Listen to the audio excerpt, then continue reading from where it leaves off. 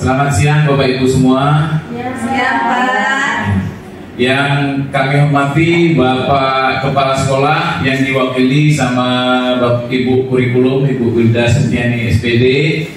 Yang kami hormati Ibu Guru Penggerak itu Ibu Tri Hesti Prihatini. Beri aplaus buat Bu Hesti yang Guru Penggerak.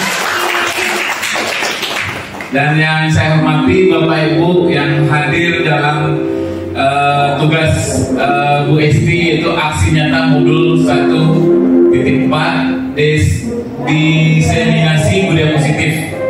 Alhamdulillah, alhamdulillahirrahmanirrahim, wassalatu wassalamu ala asrofil anbiya'i wal mursalin wa ala alihi washabihi rasulillahi ajmain.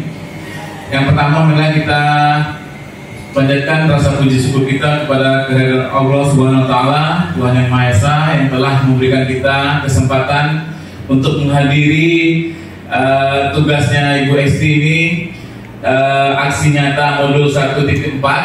Salawat beriring salam tak lupa kita hadiahkan kepada Nabi Muhammad SAW. Allahumma shalli ala sayyidina Muhammad wa ala ali sayyidina Muhammad. Rangkaian kegiatan hari ini yaitu pembukaan yang sedang berlangsung, dan yang kedua yaitu kegiatan pokoknya. Langsung saja kita persilakan kepada Ibu Tri Hesti Prihatini, dengan segala hormat kami persilakan. Bismillahirrahmanirrahim. Assalamualaikum warahmatullahi wabarakatuh. Selamat siang semuanya Bapak Ibu. Terima kasih. Puji syukur kehadirat Allah Subhanahu wa taala yang telah memberikan kesehatan dan kesempatan sehingga kita bisa berdiskusi Bapak Ibu di sini dalam keadaan sehat walafiat. Terima kasih karena sudah memenuhi undangan saya untuk memenuhi tugas calon guru penggerak saya, yaitu dalam aksi nyata tugas modul 1.4, yaitu tentang budaya positif. Salawat beriring salam kita hadiahkan kepada Nabi Muhammad SAW yang telah memberikan kita dari jalan yang gelap menuju jalan yang terang. Oke, terima kasih. Sekarang kita langsung saja ya Bapak Ibu untuk memenuhi membersihkan waktu ya untuk kegiatan diseminasi budaya positif ini. Untuk budaya positif kali ini ada 8 konsep inti budaya positif. Yang pertama yaitu tentang perubahan paradigma belajar. Yang kedua tentang disiplin positif. Yang ketiga tentang nilai-nilai kebajikan. Yang keempat motivasi perilaku manusia. Yang kelima kebutuhan dasar manusia. Yang keenam posisi kontrol guru. Dan yang ketujuh keyakinan kelas. Dan yang terakhir yaitu segitiga restitusi. Untuk budaya positif ini Bapak Ibu, ini adalah hal baru bagi saya. Mungkin Bapak Ibu juga mungkin hal baru ya. Jadi mari kita saling belajar, saling sama-sama belajar. Baik, kita mulai dari yang pertama dulu, yaitu pembelajaran dengan paradigma baru. Jadi pembelajaran dengan paradigma baru ini merupakan pembelajaran yang dirancang berdasarkan prinsip pembelajaran berdiferensiasi, sehingga para peserta didik belajar sesuai kebutuhannya berdasarkan tahap perkembangan sesuai teori psikologi modern untuk mewujudkan profil pelajar Pancasila. Jadi Bapak Ibu di sini mungkin hal baru juga untuk pembelajaran berdiferensiasi, karena di sini kita akan sesuaikan dengan kebutuhan peserta didik baik potensi dan minatnya.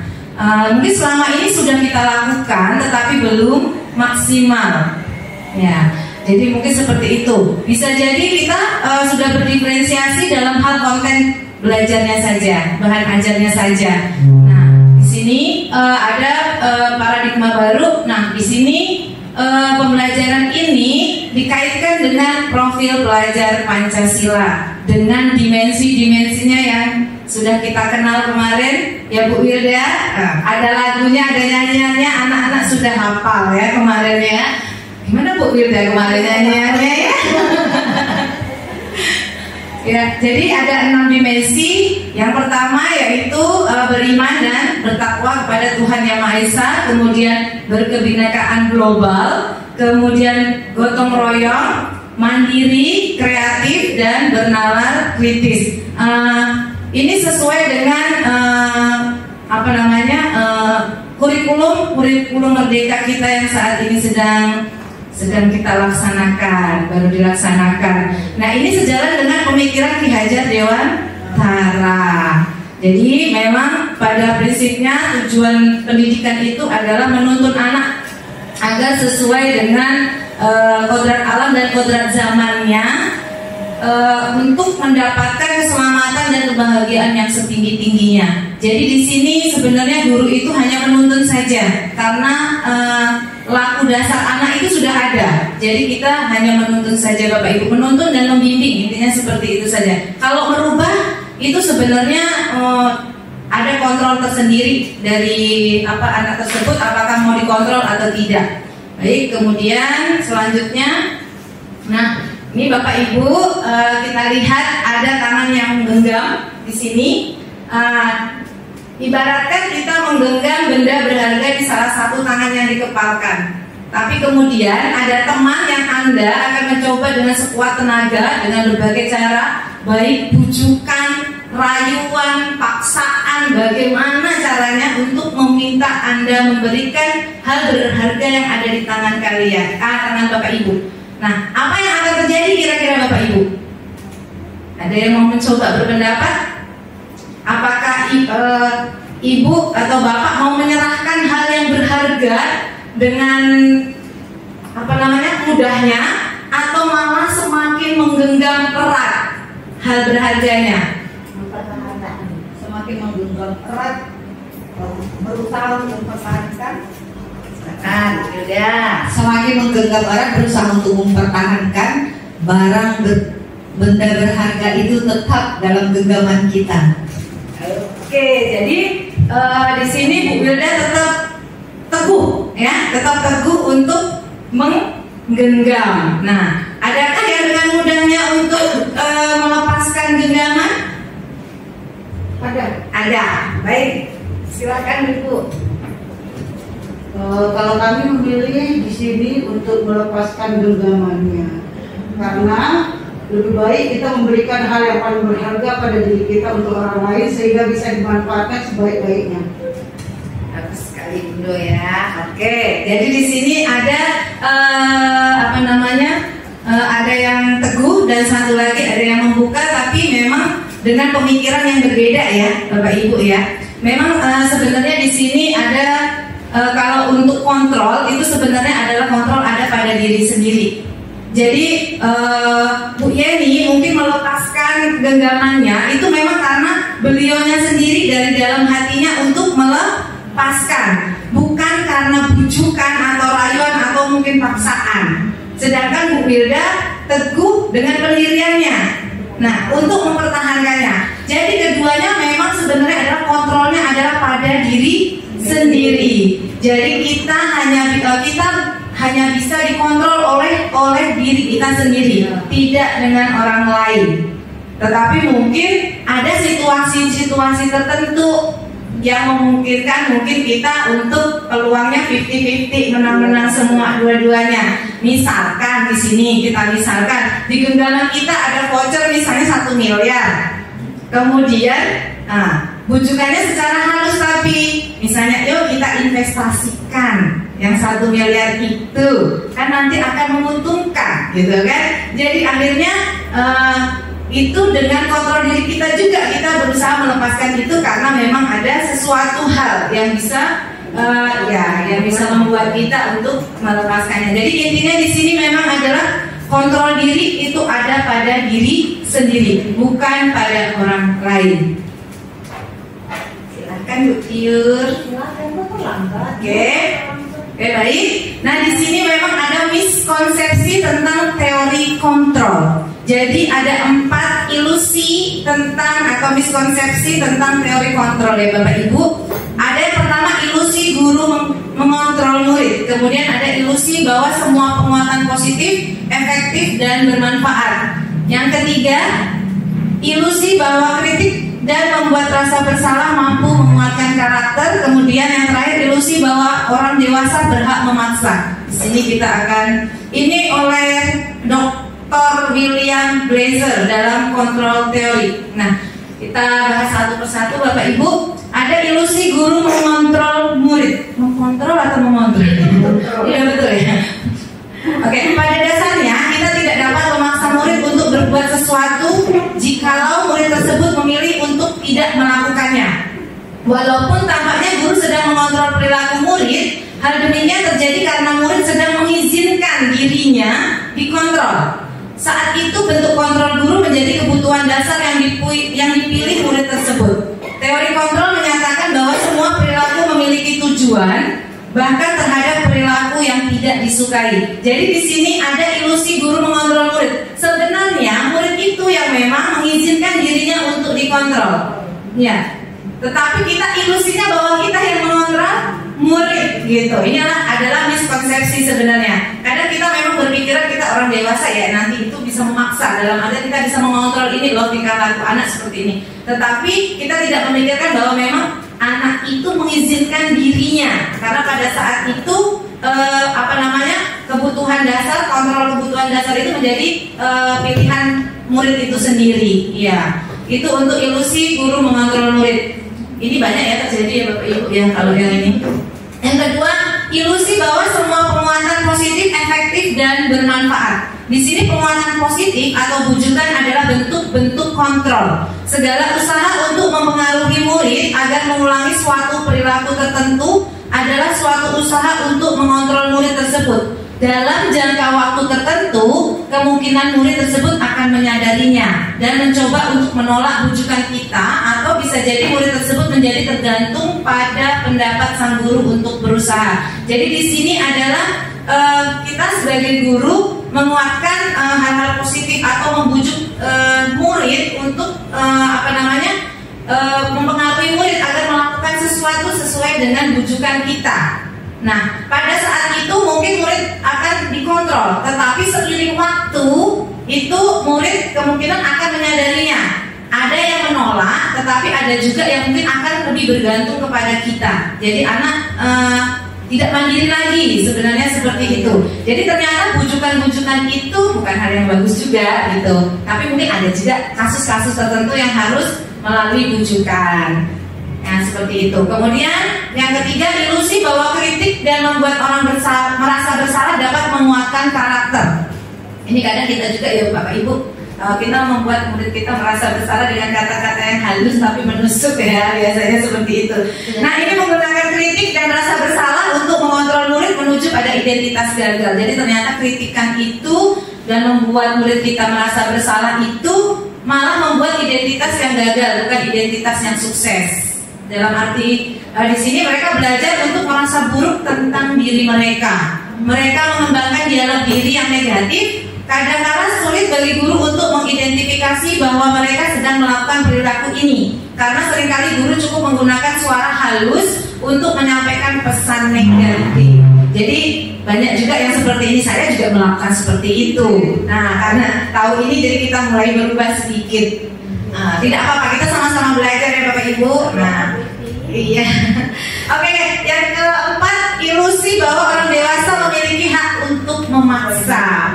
Iya, banyak orang dewasa yang percaya bahwa mereka memiliki tanggung jawab untuk membuat murid-murid berbuat hal-hal tertentu. Apapun yang dilakukan dapat diterima selama ada sebuah kemajuan berdasarkan sebuah pengukuran kinerja. Pada saat itu pula orang dewasa akan menyadari bahwa perilaku memaksa tidak akan efektif untuk jangka waktu yang panjang dan sebuah hubungan permusuhan akan terbentuk. Jadi di sini kita merasa guru ini adalah sudah orang dewasa. Jadi kita memaksakan sesuatu kepada anak. Mungkin pada saat itu akan efektif, tetapi tidak akan bisa berlaku untuk jangka yang panjang. Karena anak itu akan merasa tertekan, kemudian melakukan hal tersebut, tapi sadarnya saat itu saja. Dalam arti sadar di bawah tekanan. Setelah itu kemudian akan melakukan lagi, biasanya seperti itu. Tapi kita biasanya kalau sudah seperti itu ya sudah gitu kan. Nah itu karena biasanya kita kekurangan waktu ya Bapak Ibu. Waktu itu yang paling penting bagi kita. Kalau sabar nanti kita bisa bersabar, tapi waktu itu yang utama bagi kita semuanya. Oke, nah ini Bapak Ibu mengubah paradigma stimulus respon ke pendekatan teori kontrol. Jadi yang selama ini kita menggunakan stimulus respon, jadi pakai stimulus kemudian ada respon. Nah kita berusaha untuk ke arah teori kontrol. Jadi kalau saat kebutuhan kita sama, misalnya ada persamaan, nah di sini ternyata pada realitasnya ternyata kebutuhan murid kita itu berbeda-beda, tidak ada yang sama. Nah itu. Kemudian intinya di sini sebenarnya adalah model berpikirnya Bapak Ibu. Pada stimulus respon itu model berpikirnya menang kalah. Guru yang menang, muridnya kalah biasanya karena dikontrol muridnya. Nah di sini kalau teori kontrol adalah mulai berpikir menang-menang. Jadi supaya kita juga menang, muridnya juga nggak merasa negatif jadi menang. Jadi di sini untuk perubahan paradigma stimulus responnya. Oke Bapak Ibu, kita lanjut. Nah ini adalah disiplin positif Bapak Ibu untuk konsep yang kedua. Jadi disiplin berasal dari kata disiplina yang artinya belajar. Jadi disiplin mengacu pada disiplin diri yang memiliki tanggung jawab terhadap apa yang dilakukannya berdasarkan nilai-nilai yang diyakininya. Nah, di sini disiplin positif merupakan salah satu cara penerapan disiplin yang bertujuan untuk menumbuhkan kesadaran serta memperdayakan peserta didik tanpa imbalan, penghargaan, ancaman ataupun hukuman. Ternyata yang namanya imbalan, penghargaan, reward itu ternyata juga tidak bagus bagi untuk murid. Ya, apalagi mungkin ancaman atau hukuman. Tetapi kadang masih kita lakukan ya Bapak Ibu, walaupun mungkin rewardnya hanya senyuman atau mungkin hanya sesuatu dan lain sebagainya untuk motivasi pikirnya kita ya. Oke, jadi sebagai pendidik tujuan kita adalah menciptakan peserta didik yang memiliki disiplin diri sehingga mereka berperilaku mengacu kepada nilai-nilai kebajikan universal dan memiliki motivasi intrinsik dalam perubahan perilaku ke arah yang lebih baik. Di sini kita ingin murid kita itu punya motivasi intrinsik, yaitu motivasi yang muncul dari dalam dirinya sendiri. Tidak usah kita paksakan, tapi nilai-nilai kebajikan itu sudah muncul. Nah di sini memang kalau sekarang nilai-nilai kebajikan universal, jadi yang secara umum tanpa menyinggung ras, agama, suku dan lain sebagainya. Oke, kita lanjut Bapak Ibu. Nah ini adalah nilai-nilai kebajikan. Nilai yang disepakati bersama lepas dari suku bangsa, agama, bahasa maupun latar belakangnya. Jadi ada 3 nilai-nilai kebajikan itu terbagi-bagi ya Bapak Ibu. Yang di Indonesia yang sekarang kita ini adalah profil pelajar Pancasila yang sedang kita galakkan, pemerintah kita galakkan. Kemudian ada dari AIPO Primary Years Program. Di sini dia lebih cenderung ke arah poin-poinnya lagi, ke nilai-nilai kebajikannya. Di situ ada toleransi, ada rasa hormat, integritas, mandiri, menghargai dan lain sebagainya. Kalau di profil pelajar Pancasila kita sudah masukkan ke dalam berakhlak mulia. Jadi udah banyak macam-macamnya. Terus yang ketiga keterampilan hidup. Oke, di sini life skill. Untuk life skill ini sebenarnya di SMA juga bagus sekali diterapkan karena memang setelah lulus ya, kalau bisa memang di SMA ini kita mempunyai life skill. Life skillnya tidak harus life skill keahlian, tapi di sini karakter juga. Jadi di situ dapat dipercaya, lurus hati, tidak merendahkan orang lain, memberikan diri apa yang terbaik dari diri. Jadi ini nilai-nilai kebajikan. Nggak banyak ya Bapak Ibu, jadi ini contoh-contohnya saja.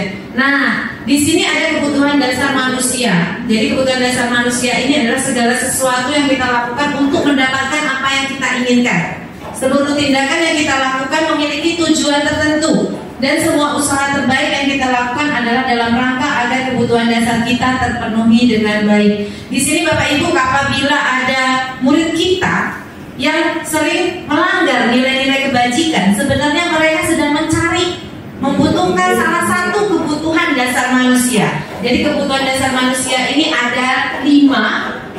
Ada kebutuhan bertahan hidup atau survival. Di sini mungkin tentang makanan, pakaian, tempat tinggal, keamanan, kesehatan.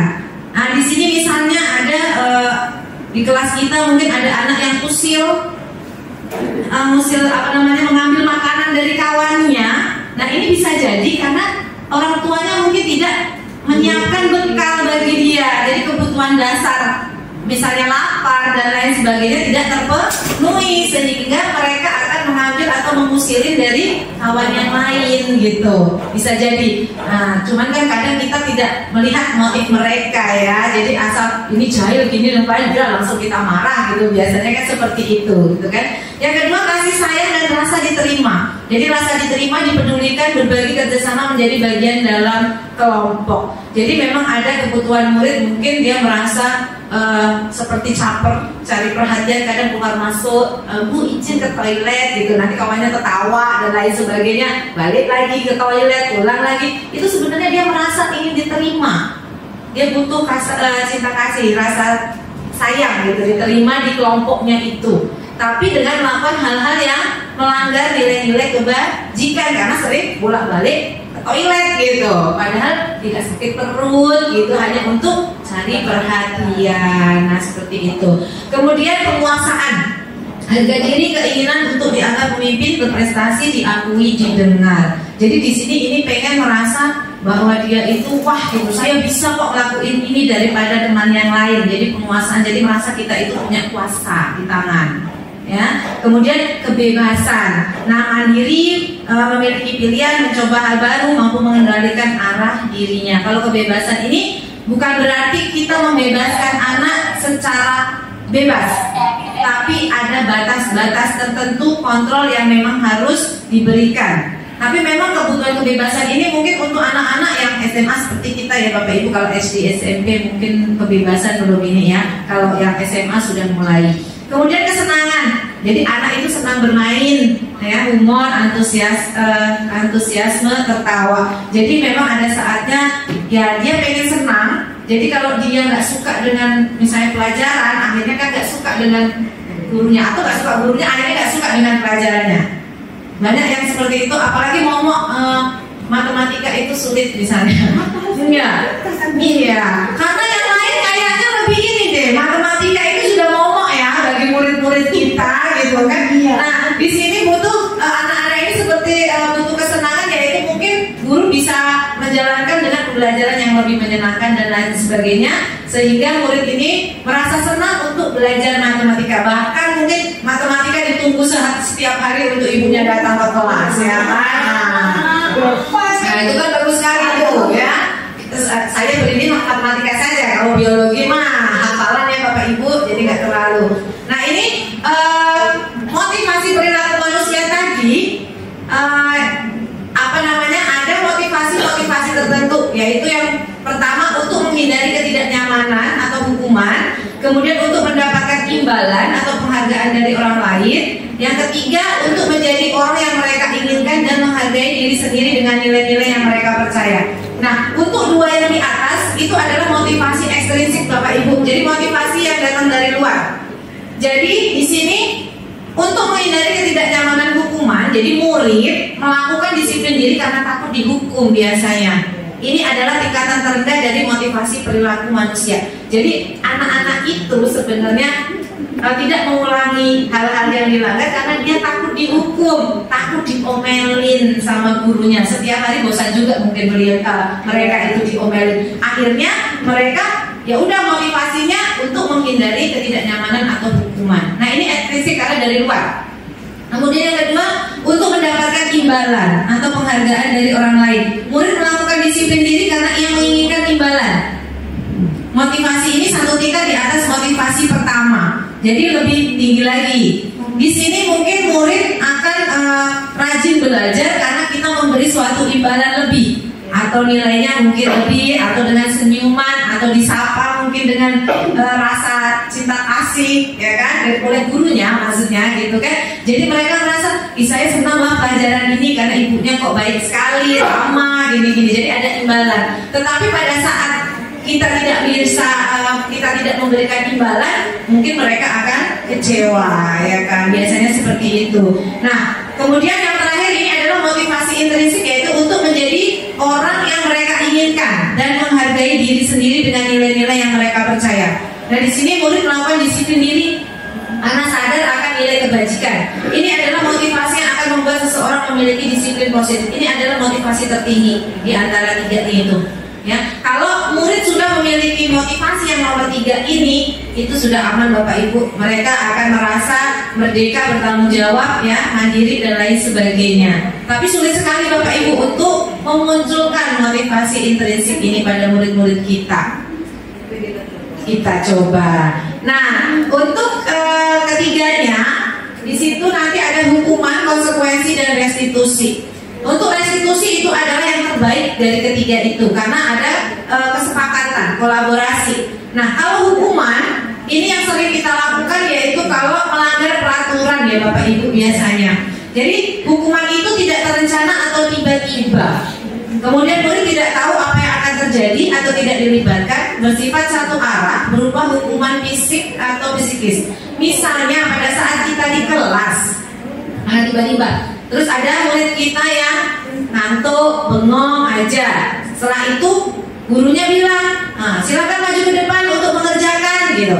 Nah, ternyata anaknya bengong aja, langsung dimarahin. Di situ saat itu juga, kamu ini nggak bisa apa-apa, cuma bisa tidur saja. Nah, seperti itu. Itu sebenarnya sudah hukuman ya, hukuman walaupun mungkin nggak fisik ya, tapi psikis ya. Jadi itu termasuk hukuman karena sifatnya cuma gurunya yang menghukum langsung satu arah. Muridnya tidak diberi kesempatan, masih bengong aja sudah kena marah gitu kan. Nah, seperti itu. Iya, betul. Nyawa aja mungkin belum terkumpul karena dia ngantuk sebenarnya kan. Yang kedua, konsekuensi. Ini biasanya terencana, disepakati sesuai peraturan.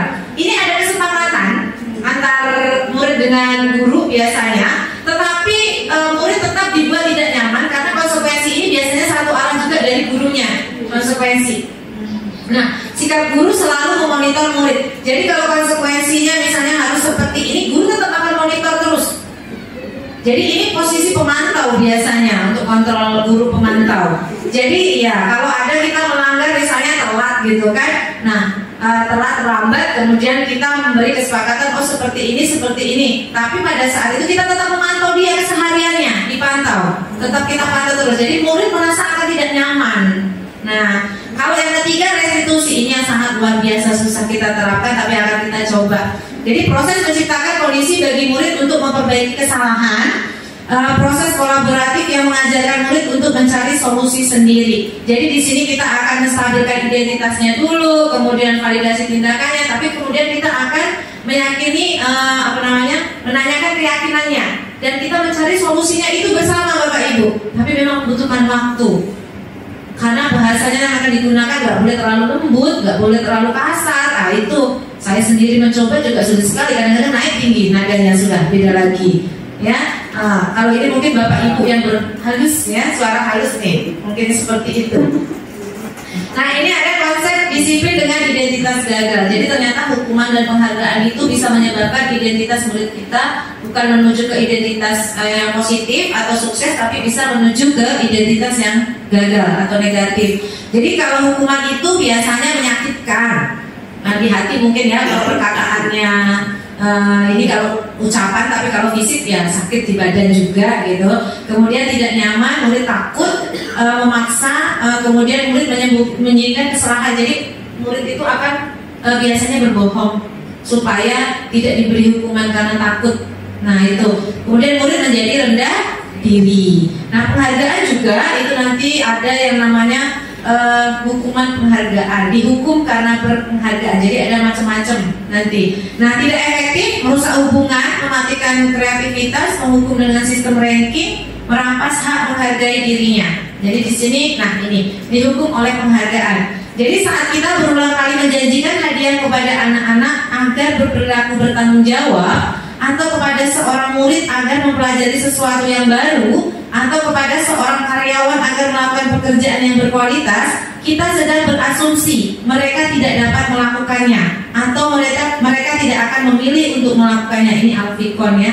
Jadi oleh seorang pakar ahli psikolog ya. Jadi di sini ternyata kita menjanjikan sesuatu kepada murid kita. Kalau kita sebenarnya mungkin ke anak kita ya, kita janjikan hadiah, kalau kamu sudah bisa selesaikan ini kita kasih. Walaupun mungkin bagi kita itu suatu motivasi untuk mereka, tetapi ternyata itu tidak bagus juga. Nah di sini ada dalam pengaruh jangka pendek dan jangka panjang. Jadi penghargaan efektif jika kita menginginkan seseorang melakukan sesuatu yang kita inginkan, tapi dalam jangka waktu yang pendek.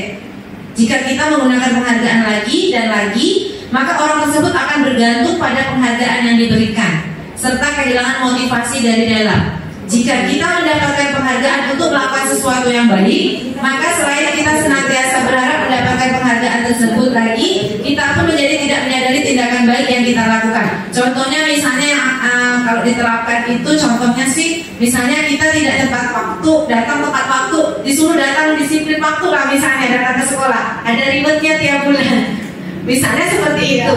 Nah, kalau setiap bulan kita diberi reward tadi, jadi kita datang itu karena mengharapkan imbalan reward, bukan dari motivasi diri kita ya. Itu jangka pendek mungkin iya ya, tapi kalau jangka panjang biasanya akan kembali lagi biasanya. Nah ini penghargaan tidak efektif. Suatu penghargaan adalah suatu benda atau peristiwa yang diinginkan yang dibuat dengan persyaratan. Hanya jika Anda melakukan hal ini, maka Anda akan mendapatkan penghargaan yang diinginkan. Jika saya mengharapkan suatu penghargaan dan tidak mendapatkannya, maka saya akan kecewa dan berkecil hati. Serta kemungkinan lain kali saya tidak akan berusaha sekeras sebelumnya. Jika kita memberikan seseorang suatu penghargaan untuk melakukan sesuatu, maka kita harus terus-menerus memberikan penghargaan itu jika kita ingin orang tersebut meneruskan perilaku yang kita inginkan. Contohnya di sini, orang yang berusaha berhenti merokok atau orang yang berusaha diet menguruskan badan, bila diberikan penghargaan hampir pasti tidak berhasil. Tapi kalau motivasinya dari diri sendiri, memang sudah ada niat, biasanya berhasil. Nah ini motivasi ekstrinsiknya lebih banyak di luar. Udah mau diet tapi ternyata banyak makanan yang diberikan, ya jadinya nggak diet ya kan Bapak Ibu. Jadi udah pasti tidak akan berhasil ya kan. Sudah sadar kita Bu memang ya, butuh niat yang kuat dari diri kita sendiri. Kemudian penghargaan merusak hubungan. Jadi ketika seorang diberi penghargaan atau dipuji di depan orang banyak, maka yang lain akan merasa iri.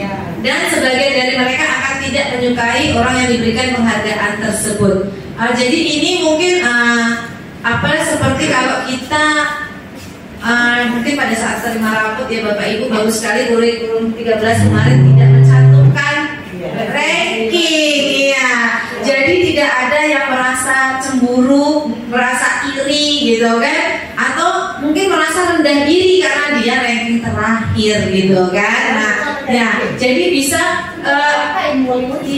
penghargaan bisa merusak suatu hubungan, bisa jadi malah jadi iri hati dengan kawannya, akhirnya crash gitu kan kalau bahasa sekarangnya, jadi tak jadi harmonis lagi, tak kolaborasi.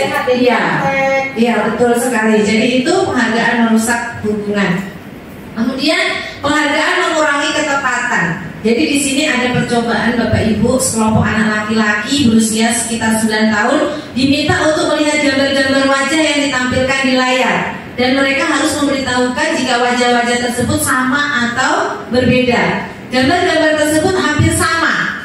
Beberapa dari mereka diberi penghargaan dalam bentuk uang pada saat mereka memberikan jawaban benar, sementara sebagian yang lain tidak. Hasilnya anak laki-laki yang dibayar membuat lebih banyak kesalahan karena dia tidak tepat, tidak fokus untuk melihat gambar-gambar yang mirip-mirip seperti itu, karena dia mau cepat-cepat kan pengen ini, jadi mengurangi ketepatan. Riset yang kedua, anak-anak diminta mengingat kata-kata tertentu. Kemudian mereka diminta mengambil kartu yang berisi kata-kata yang diingat tersebut setiap kali muncul. Beberapa anak diberikan permen setiap mereka memberikan jawaban yang benar, dan sebagian yang lain hanya diberitahu saja bila jawaban mereka benar. Hasilnya, anak-anak yang mendapatkan permen jawabannya banyak yang tidak tepat dibandingkan anak-anak yang hanya diberitahu jawabannya yang benar. Karena memang motivasinya ekstrinsik. Kalau yang dikasih permen dia mengharapkan imbalan untuk mendapatkan permennya. Tapi kalau yang diberitahu jawaban yang benar, dia kan nggak merasa kalau itu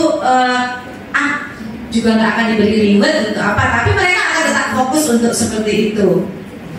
Nah, ini penghargaan menurunkan kualitas.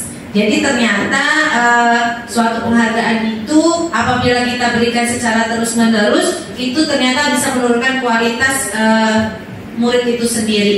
Jadi memang terus-menerus mereka kalau diberikan sesuatu tanpa imbalan, mereka akan kualitasnya akan menurun, kreativitasnya akan menurun biasanya. Jadi ini mematikan kreativitas juga sih sebenarnya seperti itu. Jadi mereka itu kreativitasnya muncul kalau diberi imbalan. Kalau nggak diberi imbalan, nggak mau berpikir, apa adanya saja, gitu seperti itu. Nah, ini mematikan kreativitas ada hubungannya tadi sama. Jadi misalnya murid di situ diberi suatu masalah, kemudian kalau yang dikasih reward biasanya mereka akan lebih cepat untuk memecahkan permasalahannya. Tetapi mungkin tidak tepat ya ininya ya Bapak Ibu. Nah, kemudian pada saat mereka tidak diberi imbalan, yaitu seperti tadi mereka akan berbeda lagi. Karena mereka memang kreativitasnya menurun kalau memang mengharapkan imbalan di situ. Oke, penghargaan menghukum. Ternyata penghargaan itu menghukum Bapak Ibu. Jadi mereka ya sistem ranking seperti itu. Silakan Ibu. Iya. Jadi mereka yang mendapatkan ranking kedua akan merasa paling dihukum, ya. Karena kalau sistem ranking biasanya yang dipedulikan yang ranking 1 ya Bapak Ibu ya. Ranking 2, ranking 3, ranking 4 itu sudah tidak berlaku lagi ya Bapak Ibu. Iya, yang terakhir itu ranking 1 dari belakang gitu kan. Jadi memberikan penghargaan dan hukuman adalah hal yang sama karena keduanya mencoba mengendalikan perilaku seseorang. Karena orang pada dasarnya tidak suka dikendalikan dalam jangka waktu yang lama. Penghargaan akan terlihat sebagai hukuman jika suatu penghargaan diharapkan namun Anda tidak mendapatkannya, Anda akan merasa dihukum. Ternyata, nah ini motivasi dari dalam diri intrinsik ya, dari dalam diri atau intrinsik. Ini biasanya penghargaan akan mematikan motivasi dari dalam diri.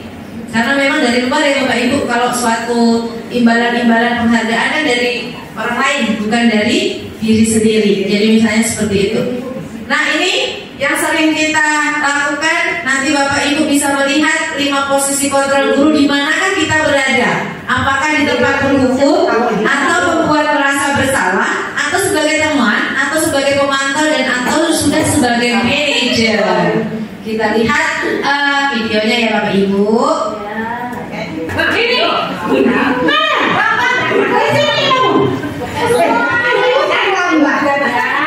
kamu deh pasti terlambat. Mampu. Saya. Apa coba? Kapan sih kamu tidak terlambat?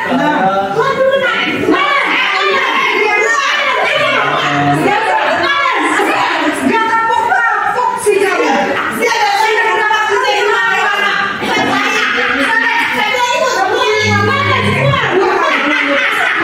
Saya harus bilang basket Bu. Kenapa? Berani-beraninya jawab. Sudah terlambat, masih berani jawab pula. Iya. Sekarang keliling lapangan basket.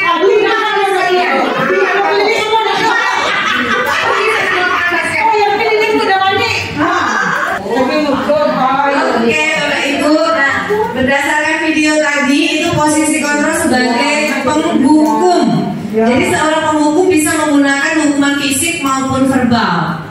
menggunakan nada suara tinggi, bahasa tubuh biasanya mata melotot, jari menunjuk-nunjuk, menghardik, membentak atau berkacak pinggang. Nah, orang-orang yang menjalankan posisi penghukum biasanya senantiasa mengatakan bahwa sekolah memerlukan sistem atau alat yang dapat lebih menekan murid-murid lebih dalam lagi. Guru-guru yang menerapkan posisi penghukum akan berkata, patuhi aturan saya atau awas gitu. Kamu selalu saja salah, selalu, pasti kamu selalu yang terakhir selesai. Jadi kata-kata pernyataannya biasanya seperti itu Bapak Ibu. Nah, dampak dari posisi penghukum ini kepada anak biasanya murid menjadi pendendam, kemudian tidak menyukai guru atau mata pelajaran yang diampu. Oke, untuk yang posisi penghukum ya Bapak Ibu, kita lanjutkan untuk posisi yang kedua, yaitu posisi pembuat merasa bersalah dengan kasus yang sama.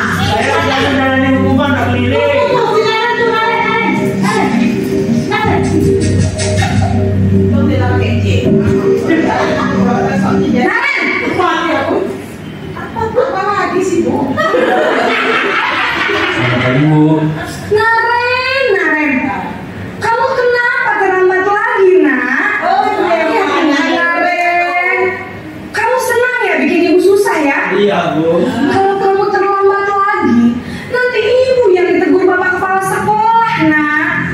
Disangka ibu tidak bisa membina kamu. Duh, gimana ini? Maaf, Bu. Duh, Gusti Naren, kamu suka ya kalau ibu ditegur bapak kepala sekolah? Terus, sekarang ibu harus tulis apa ini di buku absen? Ini kamu sudah sering terlambat loh. Ibu harus apa coba? Maaf, Bu. Maaf sekali. Ya sudah, lain kali jangan bikin ibu susah lagi ya nak ya. Ibu tidak akan kuat lagi kalau kamu begini terus. Bisa jantungan kalau ibu ditegur bapak kepala sekolah. Maaf ya, Bu. Maaf sekali. Nah, ini posisi membuat merasa bersalah. Jadi biasanya guru akan bersuara lebih lembut, tenang, namun kata-katanya menyalahkan murid. Pembuat rasa bersalah akan menggunakan keheningan yang membuat orang lain merasa tidak nyaman, bersalah atau rendah diri. Kata-kata yang keluar dengan lembut akan seperti, ibu sangat kecewa sekali dengan kamu. Ternyata itu juga membuat murid merasa bersalah. Berapa kali Bapak harus memberitahu kamu ya? Gimana coba kalau orang tua kamu tahu kamu berbuat begini? Ternyata dengan kata yang lembut, nada yang lembut, dengan kata-kata seperti ini bisa membuat murid merasa bersalah. Jadi dampaknya yaitu membuat murid merasa bersalah sehingga murid akan menyimpan emosi negatif di dalam dirinya. Kemudian juga murid akan merasa rendah diri dan menarik diri dari lingkungannya. Jadi kalau posisi kita sebagai pembuat merasa bersalah, nah murid akan biasanya akan menyimpan emosi yang negatif biasanya. Seperti tadi ya Bapak Ibu, tindakannya beda ya dengan yang pertama posisi penghukum tadi. Nah yang ketiga yaitu sebagai teman. Nah ini kalau mantap. Siapa ini? Putih beda ini. Sripe, ayah Sripe yang kedua kali.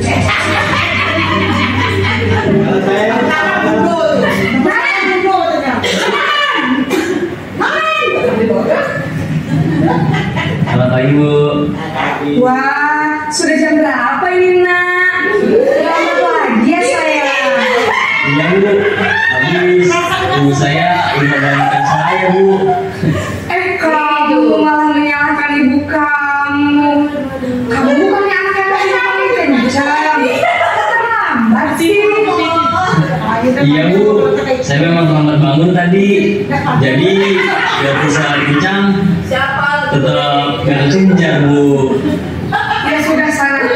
Nanti lain kali larinya lebih kencang lagi ya. Biar gak terlambat lagi. Bikin senang ibu demi ibu. Bisa kan? Bisa. Sudah kamu ini ada saja. Demi ibu, contoh ibu hati.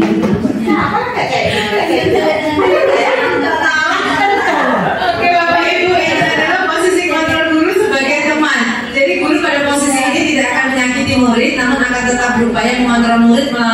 persuasi. Jadi suara guru akan ramah, cenderung bersenda gurau untuk menghangatkan suasana. Guru di posisi teman menggunakan hubungan baik dan humor untuk mempengaruhi seseorang. Mereka akan berkata, ayo bantulah demi Bapak ya. Ayo ingat tidak bantuan Bapak selama ini. Ya sudah, kali ini tidak apa-apa, nanti Ibu bantu bereskan. Jadi dampak posisi teman bagi murid, yaitu murid akan bergantung pada satu orang. Ada faktor ketergantungan. Jadi murid merasa dekat dengan gurunya, ya. Tetapi pada saat dia akan bergantung pada satu guru tersebut. Jadi pada saat guru itu mengecewakan, dia akan down juga, kecewa juga. Jadi ini nggak bagus juga ya Bapak Ibu. Jadi murid tidak mandiri dan tidak bisa berpikir untuk dirinya sendiri karena bergantung pada gurunya. Apa-apa dibantu oleh gurunya, bahkan kesalahannya pun ditutupin oleh gurunya. Jadi seperti itu. Nah, posisi yang keempat, adalah posisi pemantau atau monitor.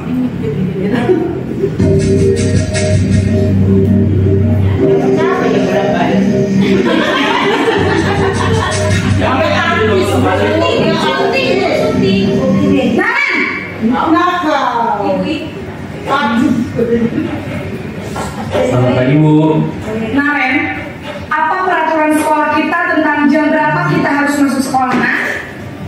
Kita harus di sekolah jam 7 Bu. Iya betul, sekarang sudah jam 7.20. Naren sudah tahu konsekuensinya jika terlambat hadir. Paham Bu. Saya harus tinggal kelas pas jam istirahat selama 20 menit. Iya benar, konsekuensinya demikian. Jadi nanti jam 9.30 pas istirahat, kamu harus tinggal di kelas, kerjakan tugas tambahan untuk ketertinggalan kamu, ya? Baik Bu.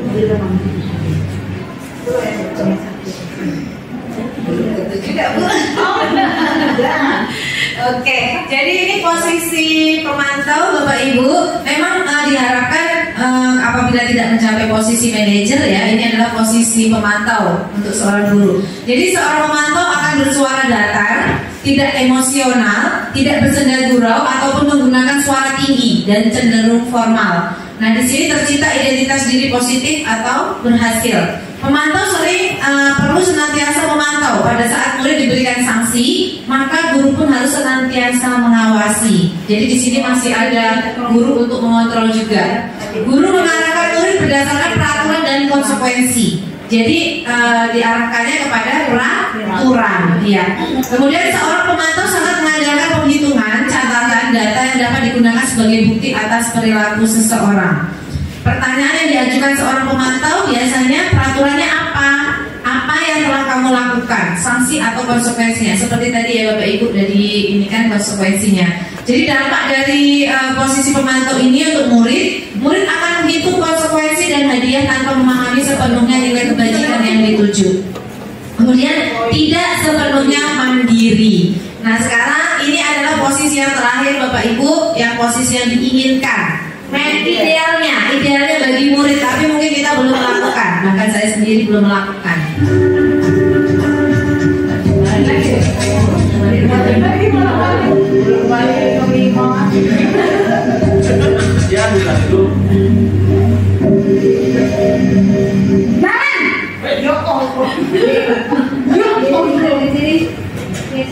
Selamat pagi Bu.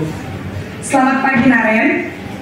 Maaf Bu, saya terlambat. Iya, sekolah masuknya jam 7, sekarang sudah jam 7.20.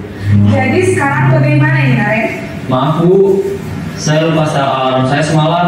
Baiklah, menurut kamu, keyakinan sekolah yang mana yang perlu kamu tingkatkan? Menghargai diri sendiri dan orang lain mungkin ya Bu. Setuju.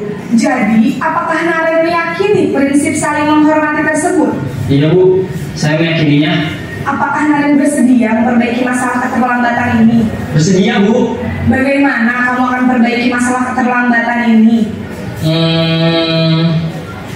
Saya akan coba untuk tidak lupa menyetel alarm saya Bu. Baik, kalau Naren lupa menyetel alarm di rumah, ada orang yang kira-kira bisa bantu mengingatkan tidak? Ada Bu, kakak saya, Kak Emma. Ada lagi selain Kak Emma? Selain Kak Emma, Sri. ada ibu saya. Baik, jadi yang mengingatkan Naren adalah Kak Ena dan Ibu Hamia. Kira-kira akan mulai setel alarm kapan nih Naren? Setelah pulang sekolah akan segera saya lakukan. Baik, jadi Naren akan setel alarm untuk bangun besok pagi dan akan diingatkan oleh kakak dan ibunda Naren ya. Ada lagi yang mungkin perlu dilakukan Naren agar tidak terlambat bangun lagi? Tidak ada, Bu. Baik Naren, terima kasih untuk kerjasama kamu. Sekarang kamu perlu kembali ke kelas untuk belajar. Baik, Bu. Terima kasih.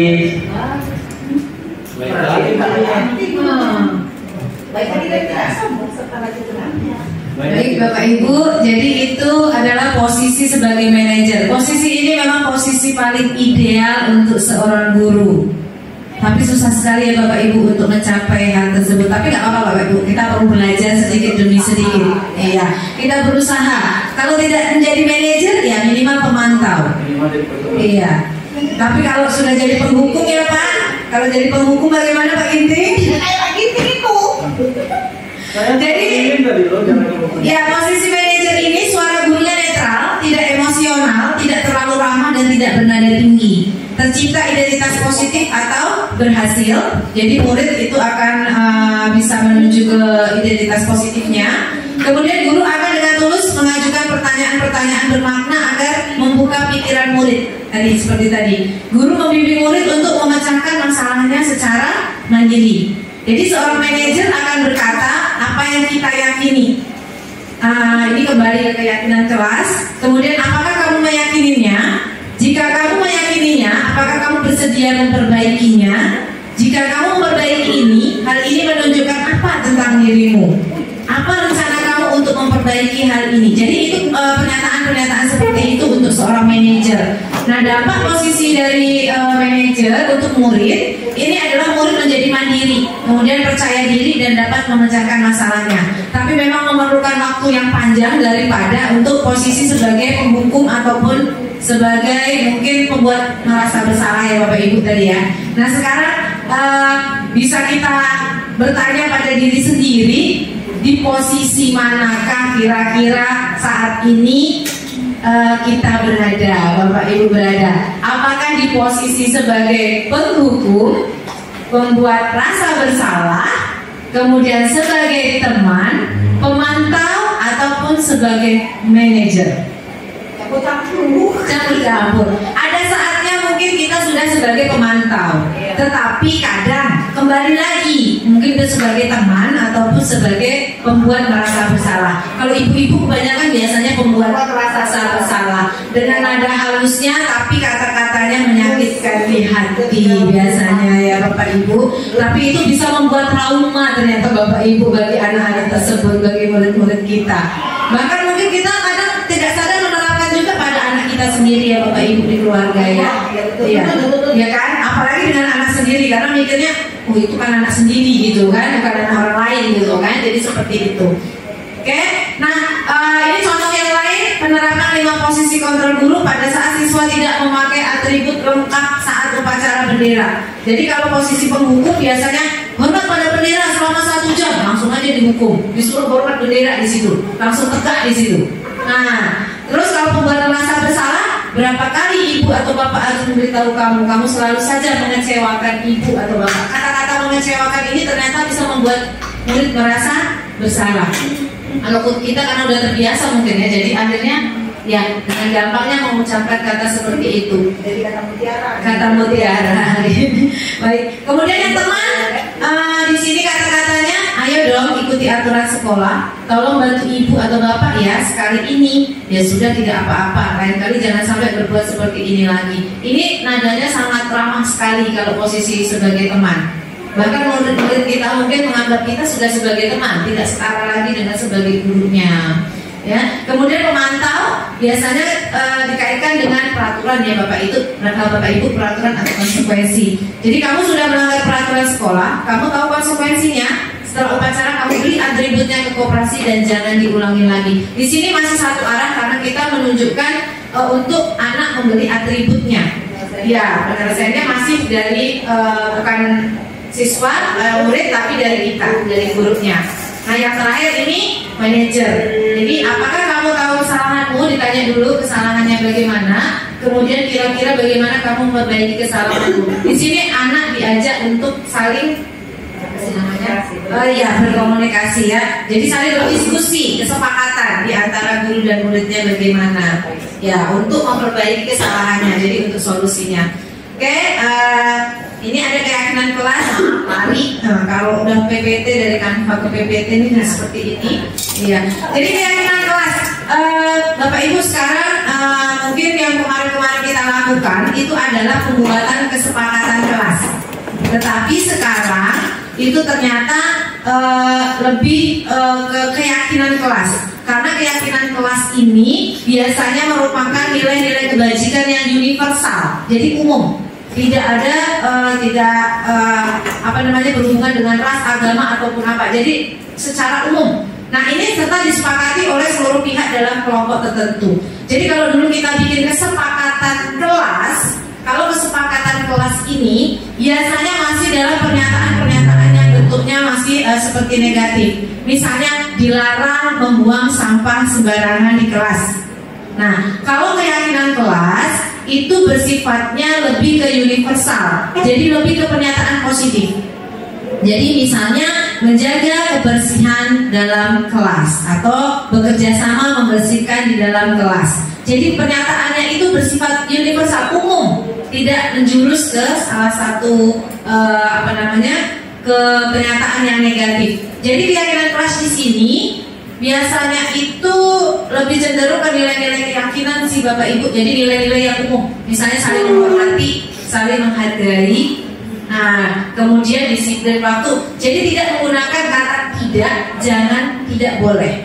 Kalau keyakinan kelas. Kalau kita masih dulu kesepakatan kelas biasanya dilarang mencontek saat ujian gitu. Nah sekarang tidak boleh lagi menggunakan kata itu kalau keyakinan. Jadi katanya diganti yang positif, jujur saat mengerjakan ulangan. Jadi kata-katanya lebih cenderung ke arah bukan memaksa gitu, tapi lebih cenderung ke halus ya. Nah seperti itu. Jadi nilai-nilai keyakinannya adalah nilai-nilai kejujurannya di sini. Jadi memang agak berbeda keyakinan kelas, berbeda dengan kesepakatan ataupun peraturan. Kalau peraturan itu lebih konkret ya, detail satu persatu. Kalau ini lebih umum, makanya keyakinan kelas gak banyak, biasanya cuma 3 atau 4. Kalau peraturan kelas banyaknya, dilarang makan di kelas saat pembelajaran berlangsung, ya kan Bapak Ibu.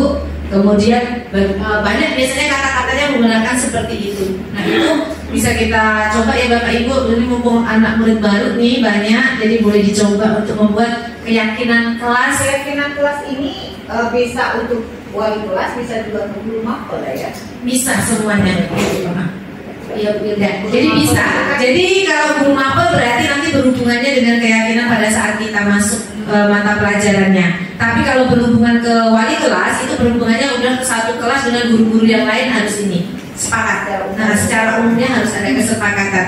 Jadi untuk keyakinan kelas ini memang bagus sekali kalau diterapkan di permapel ataupun pada wali kelas. Jadi memang biasanya ada.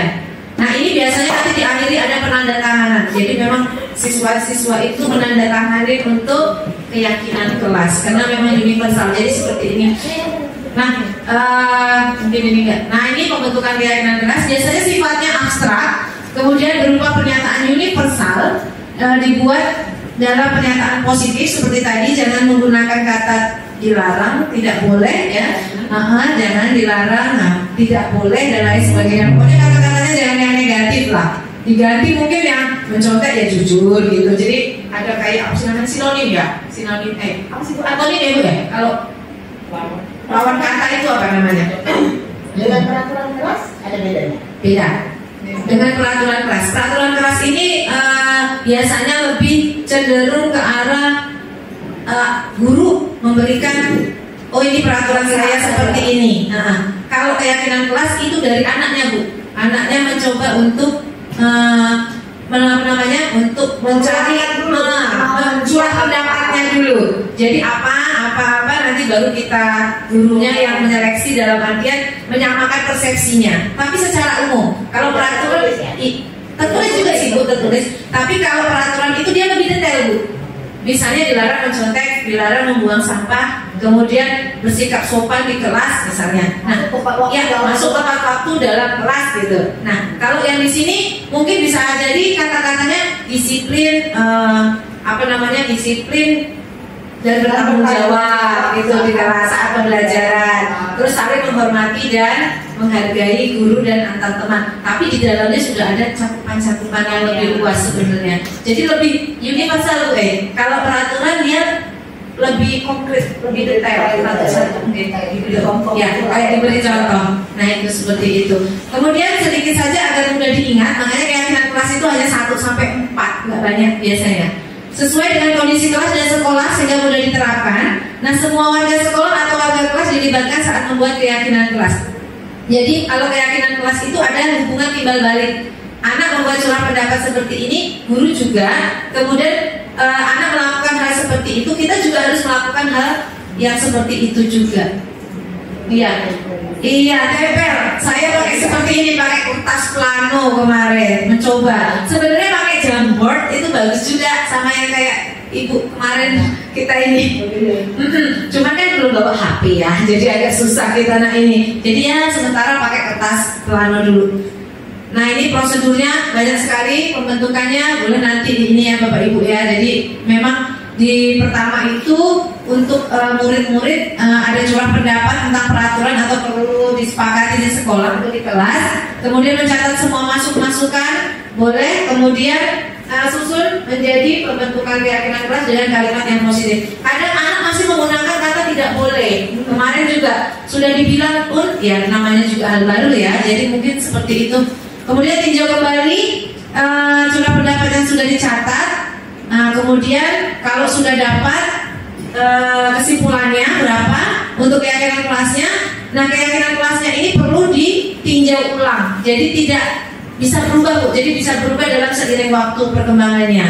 Kalau misalnya perlu diubah dalam waktu hitungan 1 minggu, ya perlu diubah. Tapi kalau seperti kita 1 minggu hanya masuk 1 kali, jadi kayaknya belum bisa untuk mengevaluasi ya kalau 1 minggu sekali. Karena kita belum ini, mungkin sebulan sekali bisa lah kalau sebulan sekali mengevaluasinya. Misalnya ada yang perlu ditambahkan bersikap sopan kepada guru, nggak ada, di situ bisa kita tambahkan dan lain sebagainya.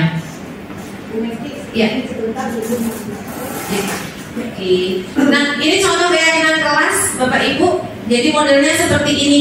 Bertanggung jawab mengerjakan tugas piket. Berarti ini rasa peduli lingkungannya, kebersihan kelasnya, tanggung jawab juga di situ. Kemudian bersikap jujur. Nah ini bersikap jujur pada saat ujian atau bersikap jujur pada yang lain apabila ada mungkin uang tertinggal di mana. Nah itu bisa di situ. Jadi lebih universal, tidak menjurus ke hanya saat ulangan saja, tapi bisa lebih. Kemudian bersikap tenang saat pelajaran berlangsung. Tenang di sini bukan berarti tidur. Ya, ada tenang di sini tidur. Kemarin Bu ada yang memilih kebebasan. Jadi kebebasan di sini nak loncat-loncat di dalam ruangan kelas. Berarti kalau keyakinan kelas ini setiap kelas bisa berbeda ya? Bisa berbeda Ibu, Bapak Ibu. Karena tergantung pendapat anak-anaknya mau keyakinan kelasnya bagaimana. Karena mereka kan yang memunculkan itu dari diri sendiri kan Bu, bukan kita yang menginikan. Oke, kemudian bersikap sopan dan menghormati guru, saling tolong menolong, hidup rukun dengan teman. Bebas mau berapapun boleh Bu. Biasanya sih 4 Bu, 4 sampai 5 sih biasanya. Ya. Kalau anak SMA kayaknya sudah nggak terlalu ini.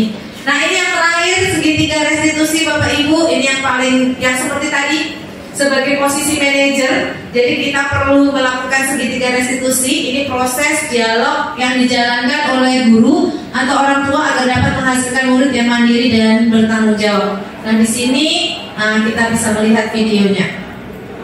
Ada suatu kasus, beda lagi seperti Naren tadi. Siang Sarah. Siang Pak. Sudah lama nggak ketemu Sarah? Kenapa hari ini ada di sini? Kesel Pak, kesel banget. Masa aku dikatain tukang fitnah Pak? Ya aku marah lah. Aku balik katain Eka di depan kelas. Kesel banget. Oh begitu. Ya pasti kamu marah dan kesal. Bapak juga akan marah apabila ada yang menuduh Bapak seperti itu. Kemudian pada saat itu kamu mau melakukan apa? Ya saya langsung ngatain Eka lah Pak. Kesel banget. Saya bentak-bentak dia depan teman-teman lain. Oh begitu. pasti kamu melakukan seperti itu karena suatu alasan tertentu, kan? Iyalah, masa saya diam saja Pak? Ya saya bela diri lah. Masa saya dituduh tukang fitnah? Ya wajar lah. Mempertahankan harga diri itu sesuatu yang penting buat kamu.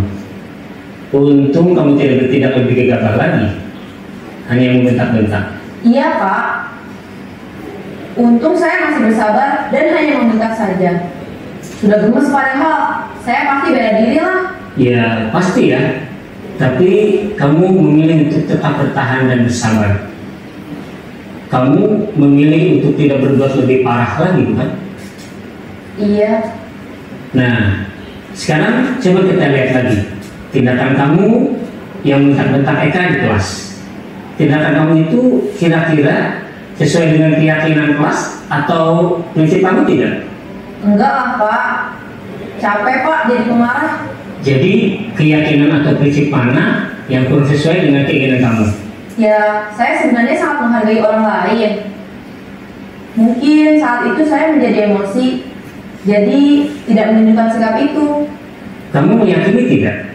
Menghargai orang lain itu penting buat kamu. Yakinlah Pak. Iya, setuju. Kita harus saling menghargai. Namun, ada juga keyakinan yang kita sepakati yang perlu kita jalankan apabila kita sedang marah, bukan? Ya, saya bisa lebih proaktif, mulai dengan diri sendiri. Saya bisa jadi lebih bersabar, mengambil waktu jeda untuk berpikir mau apa selanjutnya. Kira-kira kamu bersedia memperbaiki masalah ini tidak? Bersedia Pak. Kalau kamu memperbaiki masalah ini, kamu akan menjadi orang seperti apa? Saya akan menjadi orang yang bertanggung jawab kali ya Pak. Dan senantiasa proaktif. Iya, menurut kamu bagaimana rasanya menjadi orang seperti itu? Ya nyaman lah, bangga bisa bersabar dan menahan diri. Baiklah kalau begitu. Yuk kita pikirkan bagaimana memperbaiki masalah ini. Baik Bapak Ibu, jadi itu adalah praktek segitiga restitusi. Panjang sekali ya Bapak Ibu. Kalau modelnya seperti ini hanya untuk kasus masalah seperti itu. Jadi dari segitiga restitusi ini ada 3 yang dilakukan. Yang pertama yaitu menstabilkan identitas, yang kedua validasi tindakan yang salah, dan yang terakhir menanyakan keyakinan. Jadi pada saat menstabilkan identitas, ini biasanya berdasarkan prinsip membuat kesalahan adalah bagian dari proses pembelajaran. Jadi berperan menggeser identitas murid dari identitas gagal ke identitas sukses. Jadi tidak mengkritik murid yang sedang mengalami identitas gagal. Di sini tadi gurunya tidak menyalahkan ya, tidak menyalahkan. Tapi membuat pernyataan membuat kesalahan itu sesuatu yang wajar. Manusia tidak ada yang sempurna. Kita bisa memperbaiki masalah ini.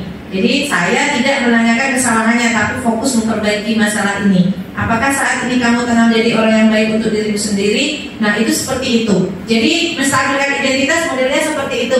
Jadi biasanya kalau kita biasanya pakai apa? Manusia itu pernah salah, gitu kan? Ibu juga pernah melakukan hal seperti itu. Nah itu adalah posisi menstabilkan identitas. Yang kedua, validasi tindakan yang salah. Jadi berdasarkan prinsip setiap perilaku berupaya memenuhi suatu kebutuhan tertentu. Guru akan bergeser dari pemikiran stimulus respon menjadi proaktif. Kemudian mengenali dan mengakui kebutuhan murid ini dapat memperbaiki hubungan dengan murid. Pernyataan atau pertanyaan disampaikan dengan nada suara tidak menghakimi atau memojokkan. Biasanya pertanyaannya adalah kamu melakukannya tanpa suatu pasti dengan alasan tertentu. Jadi ada suatu alasan. Kita menanyakan dulu alasan mengapa anak melakukan hal tersebut. Nah, di situ. Yang terakhir adalah menanyakan keyakinan. Nah, di sini teori kontrol mengatakan bahwa pada dasarnya kita termotivasi secara intrinsik. Saat perilaku telah divalidasi dan identitas sukses telah stabil, maka murid telah siap mengaitkan keyakinannya dengan tindakan yang salah. Nah, di sini pengajuan pertanyaannya, apa keyakinan kelas kita? Kemudian nilai-nilai apa yang telah kita sepakati? Kemudian seperti apa gambaran sebuah kelas yang ideal bagi kamu? Kamu ingin menjadi orang seperti apa? Nah, itu adalah dari segi 3 restitusi Bapak Ibu. Nah, di sini dalam penerapan program disiplin positif, hendaknya guru memiliki standar kepribadian yang profesional dan sosial yang baik, di mana guru mampu merefleksi dirinya dalam posisi kontrol saat ini. Bagaimana perjalanan dirinya sebagai apong, yaitu dari manajer, yang menuntun murid-muridnya menjadi insan yang mandiri, merdeka, dan bertanggung jawab. Jadi itu adalah standar nasional pendidikan kita. Mudah-mudahan kita bisa mencapainya ya Bapak Ibu. Nah, terima kasih Bapak Ibu. Itu tadi adalah terakhir materi untuk disiplin positif, budaya positif yang saya bisa sampaikan kepada Bapak Ibu. Mudah-mudahan materi yang saya sampaikan ini bisa bermanfaat bagi Bapak Ibu semuanya. Nah, untuk itu saya cukupkan sampai sini. Terima kasih. Terima kasih saya ucapkan. Assalamualaikum warahmatullahi wabarakatuh.